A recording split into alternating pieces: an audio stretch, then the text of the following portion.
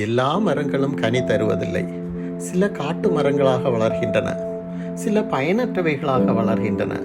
சில மரங்கள் தேவனுக்கு பிரியமான கனியை கொடுக்கின்றன. மரத்தை எப்படி அறிவீர்கள்? அதன் கனிகளை கொண்டுதான். இயேசு சொன்னார், நல்ல கனி தராத மரமெல்லாம் வெட்டுண்டு அக்கினியிலே போடப்படும்.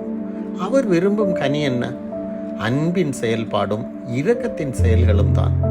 பசி உள்ளவர்களுக்கு உணவளிக்கவும், நிர்மாணமானவர்களுக்கு உடை அணிவிக்கவும், வீடற்றவர்களுக்கு அடைக்கலம் கொடுக்கவும், மனமுடைந்தவர்களை ஆறுதல் படுத்தவும், நோயுற்றவர்களை கவனிக்கவும், நீதி நிமித்தம் சிறையில் துன்பப்படுபவர்களை விசாரிக்கவும் செய்யுங்கள். ஆனால் எல்லோருக்கும் அல்ல, இயேசுவின் சகோதர சகோதரிகளில் மிகவும் சிறியவர்களுக்கு அதை செய்யவே அவர் எதிர்பார்க்கிறார்.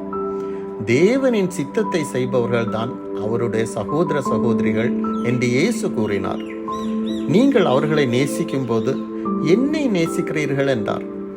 ஏழைக்கு இறங்குகிறவன் கர்த்தருக்கு கடன் கொடுக்கிறான். அவன் கொடுத்ததை அவர் திரும்பி கொடுப்பார் என்று வேதத்தில் பார்க்கிறோம். நீங்கள் அவர் விரும்பும் இந்த கனியை கொடுக்கும் போது அவர் உங்கள் ஆத்துமாவை போஷிப்பார்.